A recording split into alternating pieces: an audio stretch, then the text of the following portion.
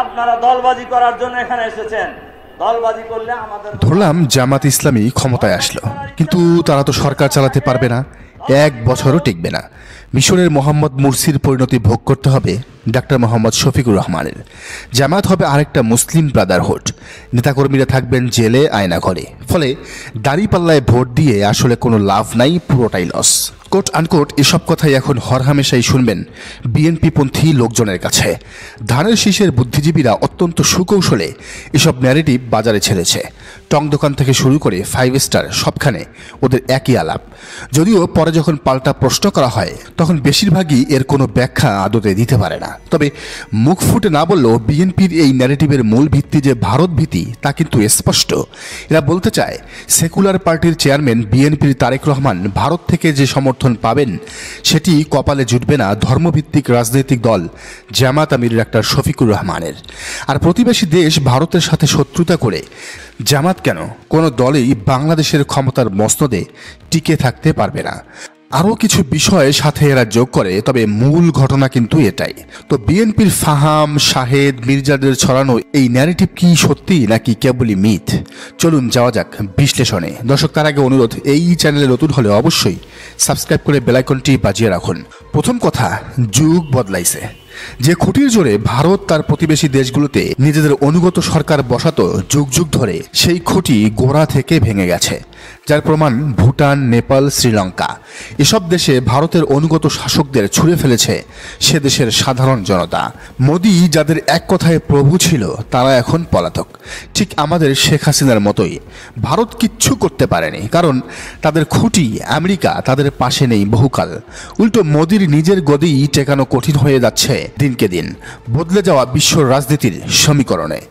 বিএনপির যে জুজুর ভয় সেটা কিন্তু আওয়ামী লীগও দেখাতো 5 আগস্টের পর। বলতো ইউনূস সরকার 1.5 দিনও টিকবে না, ভারত তাদের উৎখাত করবেই।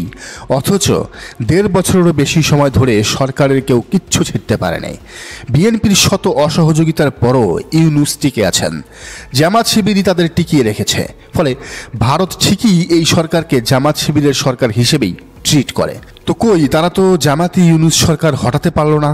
তো এখন জামাতের ছায়া সরকার হটাতে না পারলে পরে জামাতের ফুল বডি ক্ষমতায় আসলে তাদের হটিয়ে দেবে ভারত। এই ধারণা কি অমূলক, অহেতুক নয়? বরং ভারত বিরোধী না হয়ে ভারতের সাথে মাখামাখি করা সরকারই আগামী দিনে দেশের ক্ষমতায় টিকতে পারবে না। বিএনপি তো দূরের কথা, সেটা যদি জামাতও হয় তাও তাদের পরিণত হবে আওয়ামী লীগের মতোই। খেয়াল করলে দেখবেন এখন ইউনূস সরকারও যখন ইলিশ আদান প্রদানের মাধ্যমে ভারত প্রীতি দেখাতে চায় তখন তারাও কিন্তু গণপ্রতিরোধের মুখে পড়ে যায়। সম্মিলিতভাবে দেশের বেশিরভাগ নাগরিক নেতিবাচক প্রতিক্রিয়া দেখায়, কারণ ভারত এদেশের মানুষের কাছে রেড লাইন।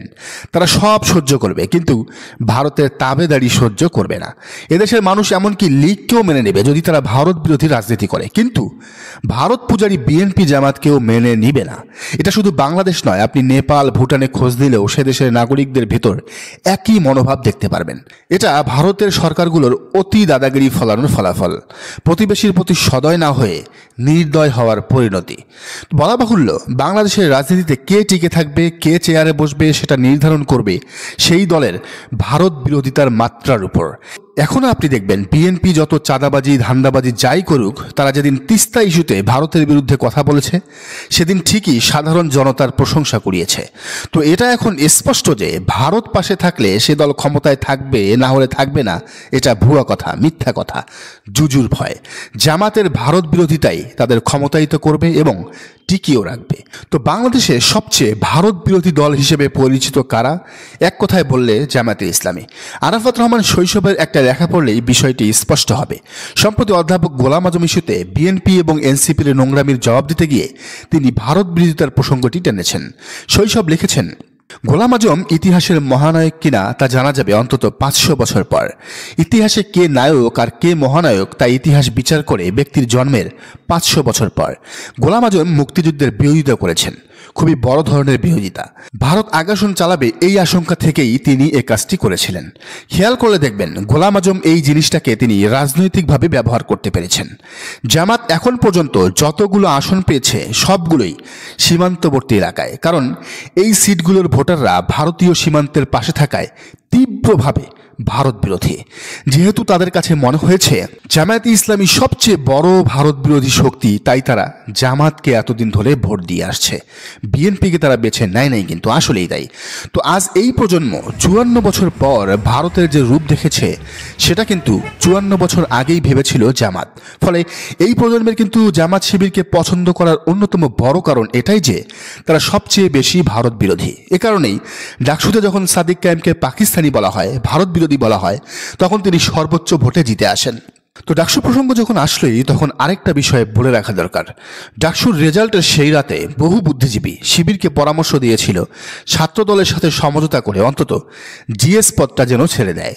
ইভেন সাবেক শিবিরের অনেকেই একথা বলেছিল, কারণ তাদের যুক্তি হলো একটা পদ অন্তত না ছাড়লে এই ডাকসু টিকবে না, এই ডাকসু ফাংশন করবে না, শিবির একা ডাকসু চালাতে পারবে না, অনেক বাধা আসবে, এমনকি ইলেকশনও মেনে নিবে না হেরে যাওয়া প্রার্থীরা। কিন্তু শিবির সে কথায় কান দেয়নি, একেবারে দেয়নি। তারা শেষ অবধি বলেছে আমরা যদি ভোটে হারি, সবগুলোতে হারলেও কোনো সমস্যা নাই, কিন্তু জিতলে কোনো আপোষ রফা দফা করা হবে না। তো শিবির জেতার পর তারা কিন্তু ঠিকই তাদের কাজ করে যাচ্ছে, খুবই স্মুথলি করে যাচ্ছে। বিশ্ববিদ্যালয়ে আমূল পরিবর্তন আসছে শিবিরের হাত ধরেই। সাদিক কায়েম, এস এম ফরহাদরা দেখিয়ে দিচ্ছে তারা আসলে কি। হ্যাঁ, প্রশ্নবিদ্ধ করার চেষ্টা হয়েছে বারবার, কিন্তু তাতে কিচ্ছু হয়নি। ডাকসু বাতিলেরও ষড়যন্ত্র হয়েছে, বাট শিবির সব কিছু সামলে নিয়েছে। তারা বুঝিয়েছে তারা ক্যাপাবল। এখন শিবির যদি পারে, জামাত কেন পারবে না? বরং জামাত ক্ষমতায় আসলে ভারত ছাড়া গোটা দুনিয়া তাদের পাশে থাকবে। সুপার পাওয়ার চীন তো এখন থেকেই প্রকাশ্যে আছে।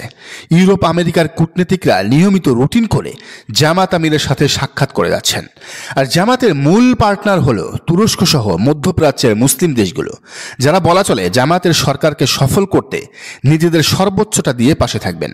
বলা হয়ে থাকে বাংলাদেশের কোনো ছাত্রের তুরস্কে ফুল ফান্ডেড স্কলারশিপ পেতে গেলেও আগে থেকেই শিবিরের রেকমেন্ডেশন তথা সুপারিশ চাওয়া হতো। তার মানে এরদোয়ান শফিক দ্বিপাক্ষিক সম্পর্ক কেমন মজবুত হবে তা কি চিন্তা করা যায়? বরং এক্ষেত্রে মানে বিদেশিদের সাথে রিলেশনের ক্ষেত্রে জামাতের চেয়ে যোজন যোজন পিছিয়ে আছে বাংলাদেশ জাতীয়তাবাদী দল বিএনপি। তাদের কাছে নেয়া ছাড়া দেয়ার কোনো সম্পর্ক নাই, যেটা জামাতের কাছে আছে। তাহলে বিএনপি যে জনগণের কাছে বলে বেড়াচ্ছে জামাত ক্ষমতায় আসলে সরকার 1 বছরও টিকবে না, এ কথার আদৌ কি কোনো ভিত্তি থাকলো? না, একেবারেই না।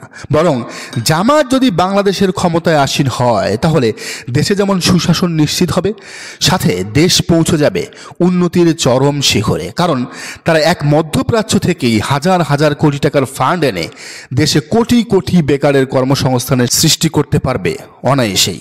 দর্শক, আপনার কি মনে হয় জানান কমেন্টের ঘরে। আর এই চ্যানেলে নতুন হলে অবশ্যই সাবস্ক্রাইব করুন এবং বেল আইকনটি বাজিয়ে রাখুন।